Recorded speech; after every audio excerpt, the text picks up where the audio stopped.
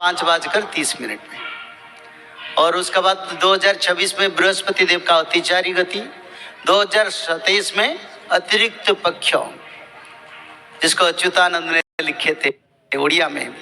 आपद पड़िव बहुत किछि our भांगिव value कहुछि our भांगिव value कहुछि आरते लोड़िबे Dharmana अंट करी भज श्री जगुना अतिरिक्त मास पक्ष जे अमावास्या संक्रांति एकत्र पड़िव बहुवार कर लक्ष्य जे।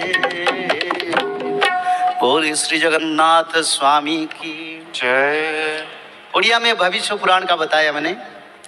अमावस्या और संक्रांति एक दिन में पड़ेगा और समुद्र किनारे लंकर विनाश करेगा, ये लिखा है। किस समय? न जिस समय अतिरिक्त मास और पक्ष यानी एक्स्ट्रा महीना एक्स्ट्रा पक्ष आएगा, तब क्या होगा? न समुद्र में सुनामी आएगा और सिर्फ इतना नहीं, उसी समय सभी मनुष्य अति दुख और दुर्दशा से आतंकित होके भगवान को ढूंढेंगे।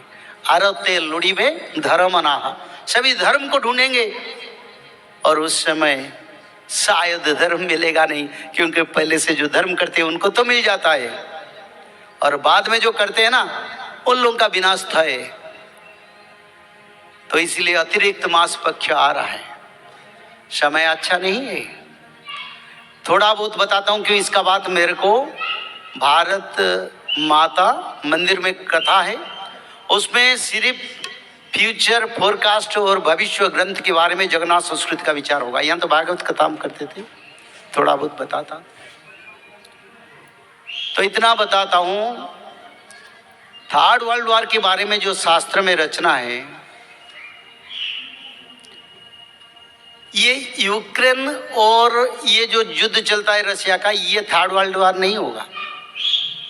इजराइल के साथ ईरान कभी युद्ध नहीं करेगा, ये भी सुन लो। और समय आएगा, ये जगन्नाथ संस्कृत में सब लिखा है, जब पाकिस्तान और चाइना दोनों भारत के साथ लड़ाई करेंगे, उसी समय थर्ड वर्ल्ड वॉर होगा। पहले से लिख जान लो। और इतना बड़ा समर होगा जिस समर में परमाणु विनियोग होगा, ये लिखा। समय कम है तो इसलिए कम बताता हूं। और जो थर्ड वर्ल्ड वॉर होगा, इसमें अमेरिका चाइना के साथ रहेगा और अमेरिका चाइना पाकिस्तान मिलेंगे, सब मिलेंगे। 13 मुसलमान कंट्री भी उनके साथ रहेंगे और अफ्रीका भी रहेगा। कनाडा के बारे में कुछ लिखा नहीं, तो इसलिए हम नहीं बोलते। यानी युद्ध के बारे में लिखा नहीं, अलग तत्व के बारे में लिखा है, वार के बारे में नहीं लिखा, तो इसलिए मैं इक्वेशन नहीं बताया। पर ये थर्ड वर्ल्ड वॉर होगा, जिसमें एक तरफ से रसिया और भारत, दूसरी तरफ से 13 मुसलमान country, America, China, Pakistan, Africa, सब मिलके भारत के साथ लड़ाई करेंगे। बड़ा समर होगा और ये अंतिम युद्ध होगा, जिस समय पृथ्वी धरती का विनाश होगा और उत्तर मेरु के ऊपर एटॉमिक अटैक होगा, जिसके कारण नीचे रहने वाले जो देश वो जल में प्रवाहित हो जाएंगे।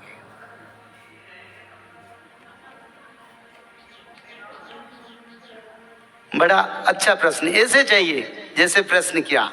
देखो, जगन्नाथ संस्कृति में ये लिखा था, आखिर प्रधानमंत्री कलियुग का नरेंद्र मोदी रहेंगे।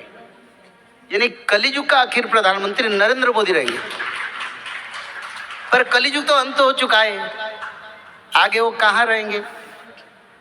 क्योंकि 2018 में मेरे को बहुत लोग प्रश्न किए थे, मीडिया लोग भी बोले थे, मैं बोले वहीं रहेंगे क्योंकि तो शास्त्र में लिखा है, और जगन्नाथ जी खुद बोले लिखा गया, उसमें परिवर्तन नहीं होगा। पर मोदी जी तो शासन में रहेंगे, उसकी शासन के समय में मिलिट्री शासन भारत में लगेगा, यानी वार का इमरजेंसी लगेगा, और उसी समय सरकार में थोड़ा परिवर्तन भी हो सकता है। त्रिजटा के वंश को कुछ दिन शासन मिल सकता है। त्रिजटा के वंश से विपक्ष का बात कर रहा हूं, ये लिखा है।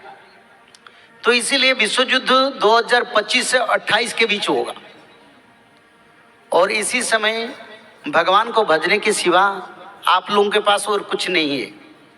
कितने तत्व, कितना क्षमता, कितना गौरव, कुछ काम नहीं करेगा। काम करेगा जिसका पास धर्म है, वही बचेंगे, जो धर्म को पकड़ के रहेंगे।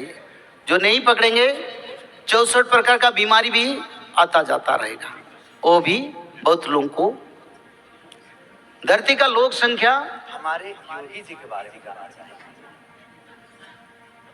देखो योगी जी के बारे में, भारत की प्रधानमंत्री वो नहीं होंगे, मैं बता देता हूँ। हाँ। वो नहीं लिखा है। जो भी मतलब है, वो रहेंगे, अपना पद पर रहेंगे।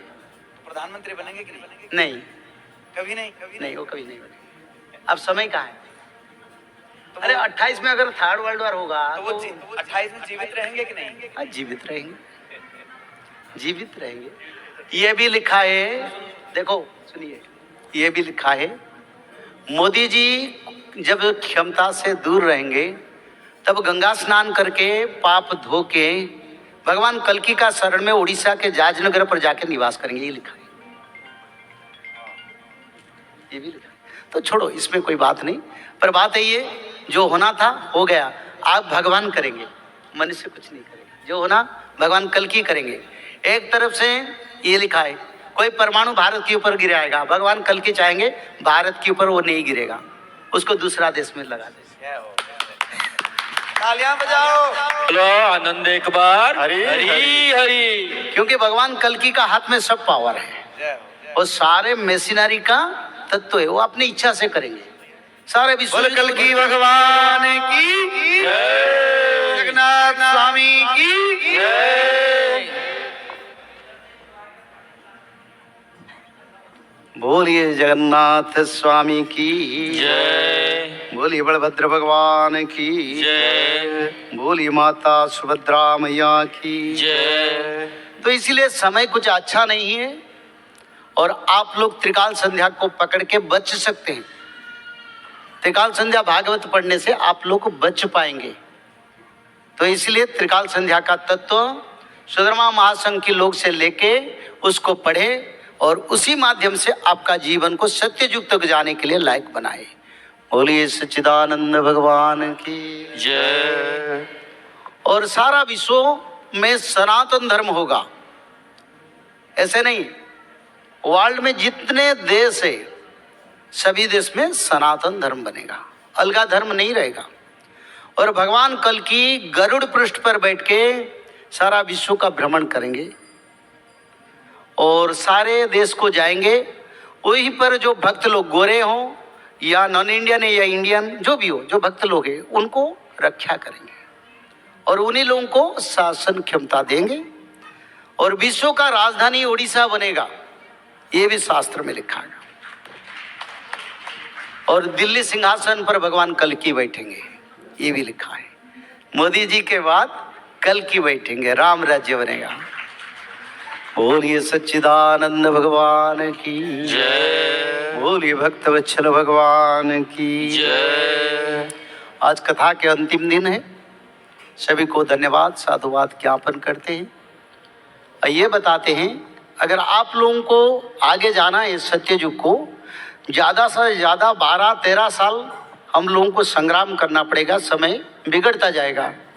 और इसी समय भागवत हर घर में पठन करें, यानी कोई एक पठन करने से नहीं चलेगा, बच्चा पढ़ेगा, बच्ची पढ़ेगा, पिता पढ़ेगा, माता पढ़ेगा, सब पढ़ेंगे, सब आप अपना धर्म लेंगे। जैसे घर को भोजन आता है सब मिलके खाते हैं, ऐसे नहीं चलेगा, सबको पढ़ना चाहिए। नहीं पढ़ाएंगे तो बच्चा चल जाएगा, तो माता क्या करेगा, पिता क्या करेगा। तो उसको करवाओ।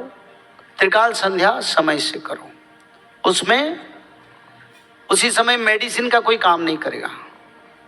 और जहां भक्त लोग रहेंगे वहीं पर जो बम्बार्डमेंट होता है, देखते हैं ना, बड़े बड़े अपार्टमेंट सब गिर जाता है, उसी पर मिसाइल अटैक और जो अटैक होता है वो नहीं होगा जहां पर भक्त रहेंगे। ये भी लिखा है। मैं आप लोगों को बड़ा सरलता के साथ समझाता हूँ, बस ये आपका मर्जी है। कथा को विराम देने से पहले एक भजन, भजन के बाद फिर गीत गोविंद के बाद कथा को विराम करेंगे। बोलिए जगन्नाथ स्वामी की।